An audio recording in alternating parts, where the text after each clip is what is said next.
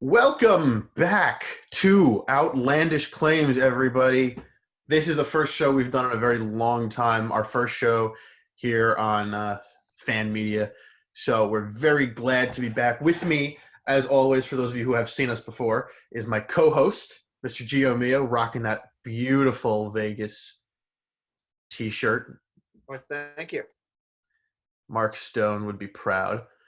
I Then we've hope got, so. of course, Mr. Mike Edwards and Mr. Taylor Miller. Sirs, Mr. Mike Edwards coming live from his new apartment. Looks great. And Mr. Miller live from the action. I was really going to say live from Yankee Stadium, baby. Live from Yankee Stadium. His face just faded into the background like an idiot. Man got his COVID vaccine early. Yeah, man, it did. Snuck in the gates. It got me. The invisible man. He just fades into the background of every place he goes. My God, this is fantastic already. Well, ladies and gentlemen, we're off to the races. So, gentlemen, it is baseball season, which means only one thing. How do we start out every year? Best and worst of the offseason. So, Mr. Miller, shut up, goodbye. Mr. Edwards, hello, sir. Welcome to your segment. Best offseason goes to who? Well, first off, before I get into that, appreciate you having us back, Fandango Poppy. And if you see the light and you see the glow, it's because your boy is just glowing. That's just what it is. I'm sorry to have to explain that to y'all, but let's get that out the way. Black is beautiful. Amen. Now let's get to these picks. And what I'm gonna do is I'm going to, throughout all of these segments, show my sneakers in addition with the color theme of each team. And so as you see, that is a blue and orange Jordan 5 right there. I don't have the actual shoe. It's at my mother and my father's house. But I think that leads you to know where I'm going with this. And that is none other than the New York Mets, okay? When you look at this offseason right here, this is pretty much self-explanatory. You retain Marcus Stroman. You pair him with Carlos Carrasco, okay? You got Francisco Lindor, who I'm going to go out on a limb and say is the most dynamic infield player that the Mets have brought on since Jose Reyes, okay? Since Jose Reyes. And I understand David Wright. We got a lot of David Wright fans on this podcast. I understand Pete Alonso. Okay, but considering the year that he had last year, he's still on the team. You pair him with Dominic Smith, both on first base and in the outfield. It is clear as day, to me at least, that the New York Mets, for the first time in a very long time, have had the best offseason out of all of the MLB teams. Now, when you're mentioning the best offseasons, you obviously have to mention the Padres, right? They have re-signed their big superstar. Tatis is going to be there for literally decades to come. You pair him with Manny Machado, you still got Hosmer, you got a bunch of young guys, a solid pitching staff. I get it.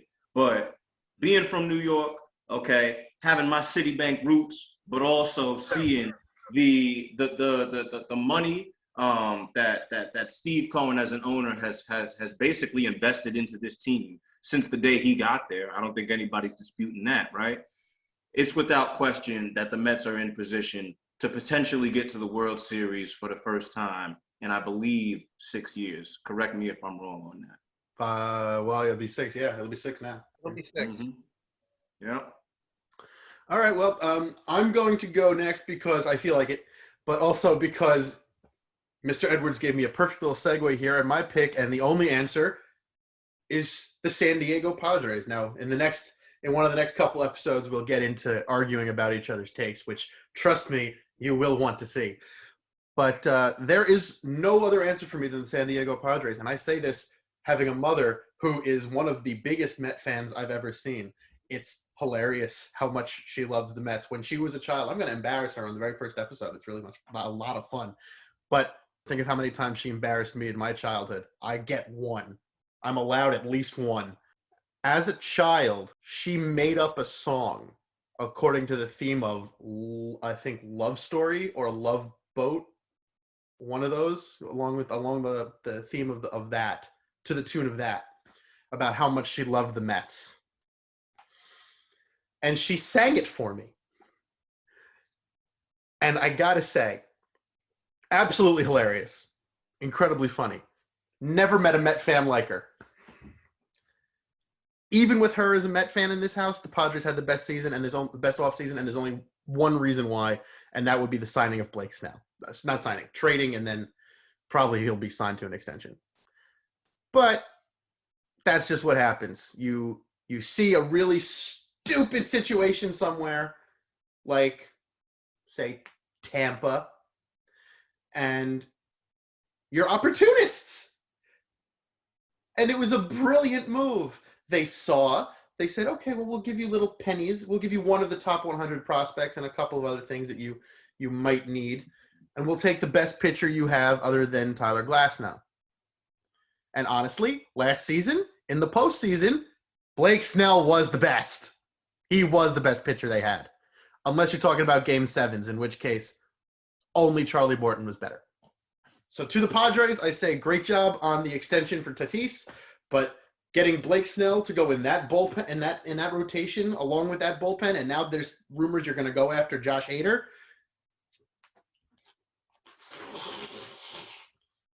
Gio, floor is yours. All right. Well, first off, I appreciate the fact that Mike is giving out the shoes and the hats for each of his picks. I love that. It is well done, and I'm sure we'll all start doing that from now on because we all have the hats and shoes and jerseys to match it. Well done. And of course to you, Adam, for bringing up your favorite Blake Snell, an unfortunate, member of the Tampa former Rays club. But I'm going to play devil's advocate. I do think the Padres, you could argue, are the best offseason. Same with the Mets. I'm going to actually go with the Chicago White Sox. Not because it was fancy, like getting a Blake Snell or trying to trade for Francisco Lindor, but they made two really underrated moves that I think are going to be the reason why they take the next step in their championship push. Liam Hendricks and Lance Lynn. Liam Hendricks, we know, is one of the game's best relievers, and they got him for a pretty good deal. I don't remember the numbers, but it was pretty solid compared to another reliever contract like Adam Ottavino, who's fallen off the map in recent years. And then the Lance Lynn signing was also very smart. Short-term deal, not too much money, resurrected his career with the Rangers, as we all know.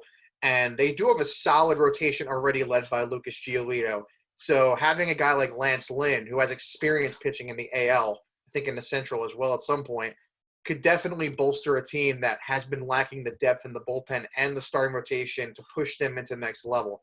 Plus, they retain most of their offense, and they got a new manager. I mean, even though La Russa is kind of past his prime in terms of managerial years and the way the game is played, he's a guy that's been there and won it multiple times. And sometimes that matters more in October than during the regular season when you can rely on players like Eloy Jimenez or Luis Robert and Yasmani Grandal to carry the offense. Asking Yasmani Grandal to carry the offense is one of maybe the saddest sentences I've ever heard. I know he's a good catcher. I know he's a good hitter and a good catcher, but I mean, come on. It would be more on Robert and, Jimenez and Tim Anderson, of course, who is Mark Shadika's favorite fantasy player. Tim Anderson. Oh, my God. Give me Tim Anderson. First round every year, please. Well, I think we just had our first outlandish claim of the season. The offseason of the White Sox. Well, congratulations, Gio. You've popped our cherry. I feel so honored to be the first member of the Outlandish Claims Club on Outlandish Claims. Sponsored by nobody, but you can definitely buy us out if you want to give us a couple bucks. We'll give you everything we have except for our brains because we never had any to begin with. Oh, never did and never will. Well, that will do it for today. Thank you so much for watching. Trust me, we'll be back much sooner than you think. Stick around for the rest of the week because we got more episodes coming right at you. To host a fan show or appear as a fan on a fan show, simply create a profile on Fan Media's iOS app or website. Select your teams and make a short intro video on your phone. Show hosts, reporters, former players, and superfans can use our Get Verified feature and make an intro video as well, and our mobile newsroom staff will reach out.